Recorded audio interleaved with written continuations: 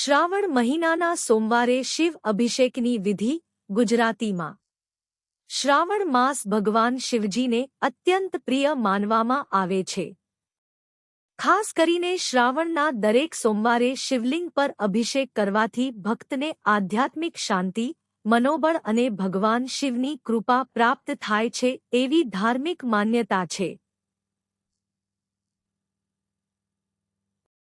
અભિષેક માટેની સામગ્રી શુદ્ધ જળ અથવા ગંગાજળ, દૂધ, બીલીપત્ર, 3 પાંદડાવાળું ચંદનફૂલક્ષત, ચોખા, ધૂપ અને દીવોફળ અથવા મીઠાઈનો પ્રસાદ। શિવ અભિષેક કરવાની વિધિ: વહેલી સવારે સ્નાન કરીને સ્વચ્છ વસ્ત્રો પહેરો, ભગવાન ગણેશનું સ્મરણ કરીને પૂજાની શરૂઆત કરો। શિવલિંગ પર પહેલા શુદ્ધ જળ અર્પણ કરો, ત્યારબાદ દૂધથી અભિષેક કરો અને ફરીથી જળ ચઢાવો। બીલીપત્ર, ફૂલ અને ચંદન અર્પણ કરો, ધૂપદીપ પ્રગટાવી આરતી કરો।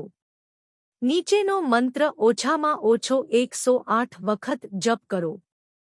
ઓમ નમઃ શિવાય।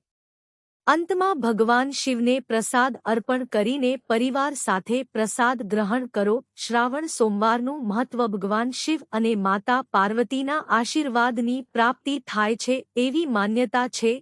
મનની શાંતિ અને ભક્તિમાં વૃદ્ધિ થાય છે, મનોકામનાઓ પૂર્ણ થાય એવી ધાર્મિક માન્યતા છે। દાંપત્ય સુખ, પરિવારની સમૃદ્ધિ અને કલ્યાણ માટે પણ આ વ્રત અને પૂજા શુભ માનવામાં આવે છે।